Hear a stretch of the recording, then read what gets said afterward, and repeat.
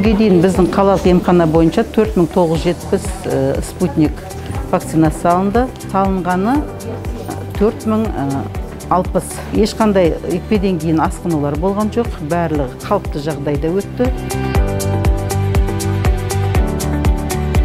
Мен бүгін екінші компонентін салдыруға келдім. Көреміз енді қалай болатын. Біріншіден кейін ауырдым шамал. Екіншіден кейін енді көреміз енді. Бірақ бұл керек дүние, бұны обязательно салу керек.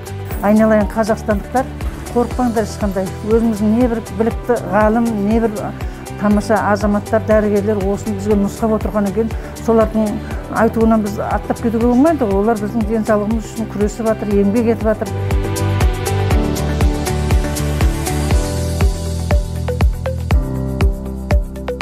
Бізде 2 выездной бригада жұмыс жасайды. Қазіргі таңда қай жерде, қай организацияда екпе алу керектігін басшылармен келісіп, сағатын белгілеп, күніне 3-4 выездға шығамыз.